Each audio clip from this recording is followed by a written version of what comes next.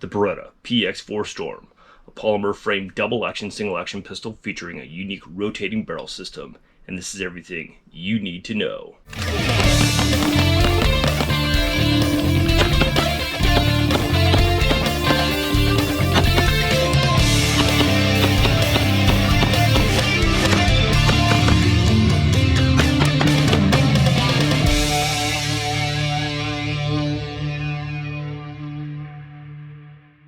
What's up, YouTube? Thanks for stopping by. I am the Average Doomsday Prepping Dude. So today I'm going to be going over one of my favorite polymer framed double action single action pistols, the Beretta PX4 Storm. Before we get into the actual review, please take the time to hit that red button below to like and subscribe, as I have plenty of do-it-yourself content for the Beretta 92 platform as well as the PX4 Storm. So before we look at the features of the PX4 itself, let's kind of look at the history of the PX4 so you can actually see the evolution of where the rotating barrel system came from. The PX4 is an evolution of the Beretta Cougar series, the 8000 series, which came out in the mid-1990s.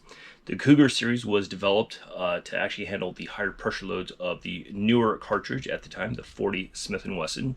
So the 40 Smith & Wesson was developed by the FBI as a result of the 1986 Miami-Dade shootout, where 2 agents were killed and several others were injured as a result of using revolvers in the shootout that they could not reload their pistols fast enough. So the FBI had wanted a more powerful cartridge than the 9mm developed, so that way agents could actually have a more powerful semi-automatic round for their pistols. So after the 40 Smith & Wesson was developed, handgun manufacturers were coming out with newer versions of their pistols to handle the 40 Smith & Wesson pressure loads. Sig Sauer had came out with the 229, which is a shortened compact version of their 226, and Beretta had opted to develop an entirely new handgun, the Beretta Cougar series, the 8040, which is a rotating barrel system to handle the pressure loads of the 40 Smith & Wesson. So since the rotating barrel system was actually designed to mitigate the recoil of the 40 Smith & Wesson, when Beretta decided to start making 9mm versions of the Cougar, that actually really translated into a really soft shooting compact pistol. However, the Cougar was not the hit that they had anticipated, so in around the mid-2000s, they developed the PX4 Storm. And really the only carryover feature of the PX4 Storm was the rotating barrel. Everything else on the pistol is developed specifically for the PX4. They're not cross-compatible. The slide, the magazines, all the parts are all different because the Cougar was metal and the PX4 was polymer. And also the cost differences between the two. The PX4 was significantly cheaper to manufacture than the Cougar, and since it is designed for concealed carry, it being polymer made a lot more sense than having a big heavy gun like the Cougar was. Alright, so this is what the PX4 looks like up close. Let's actually take a look at the rotating barrel system, because that's why you're here.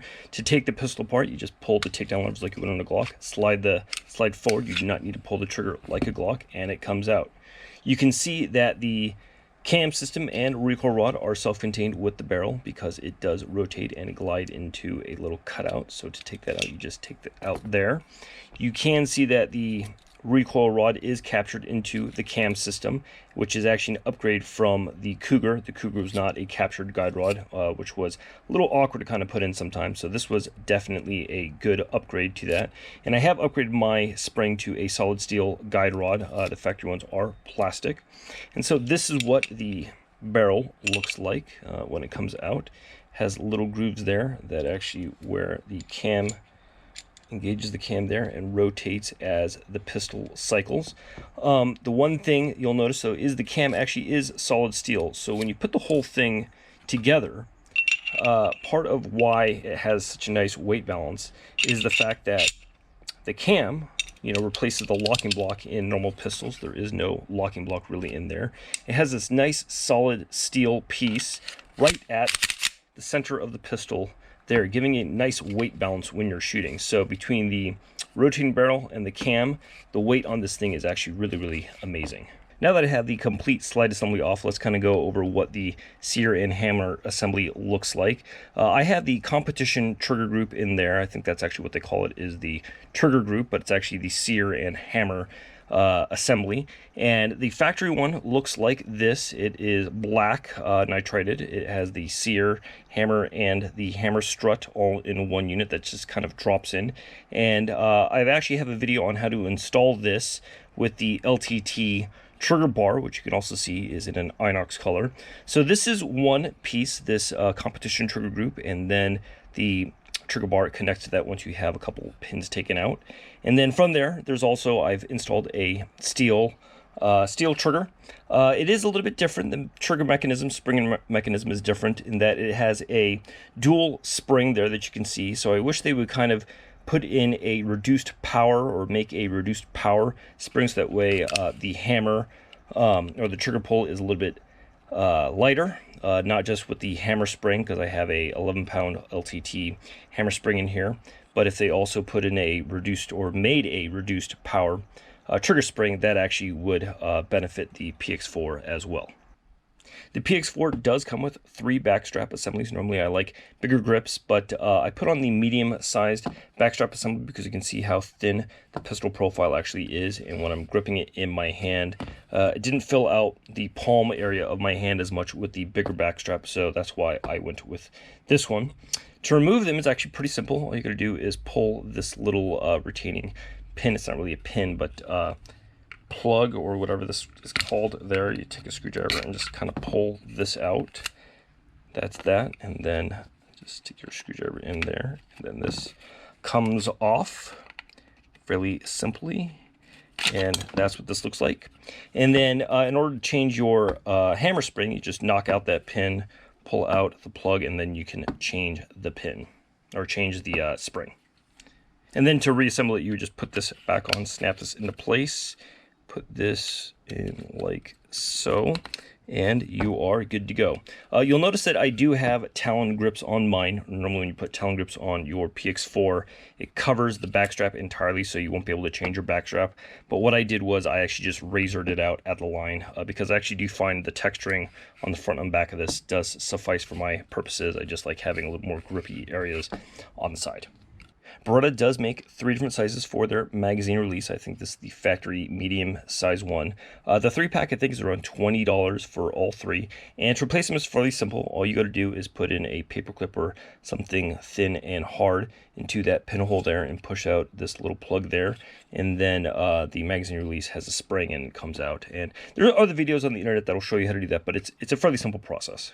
When you buy a PX4 Storm new, it does usually come in a factory F configuration, which is decock and safety. I put on these low profile safety levers on mine. I think they're around $50, and it is decock only. It is not safe, which I like. In order to do that, all you got to do is knock out one little bearing when you are replacing your safety, and it will convert it to decock only. And I like these better because when you're cycling or even overhand racking, you don't have those little Ferrari wings that are going to cut up your fingers and hands, and these low profile safeties are quite nice, and they run about I think $50. And then lastly on the PX4, the sights are both dovetailed, both the front and the rear, unlike the standard Beretta 92 that has a fixed front sight. So I've gone ahead and put Trijicon night sights on mine. I don't remember how much they cost, but they do have a whole bunch of different aftermarket sights that you can put on your PX4. So it is a highly upgradable pistol. So the price point on the PX4 Storm is actually very, very competitive. It actually retails for around $500 to $550, but you can get them on sale for around $400 or less depending on where you look. And at that price, it is very competitive with other, polymer frame guns like the Glocks, except that this is a double action, single action firearm, which is what I prefer for my self-defense handguns. It's very, very customizable, and when you factor in that you'll spend around $200 for sights, safeties, springs, and other stuff, $600 to $650 all in for a very, very accurate and comfortable shooting handgun. This is probably one of my favorite handguns in the $500 or sub-$500 price point, and you really can't beat the value for the PX4. All right, so that's everything you need to know about the Beretta PX4 Storm. If you haven't already, please take the time to hit that red button below to like and subscribe. If you have any questions, feel free to leave a comment, and I'll be happy to answer any and all of your questions.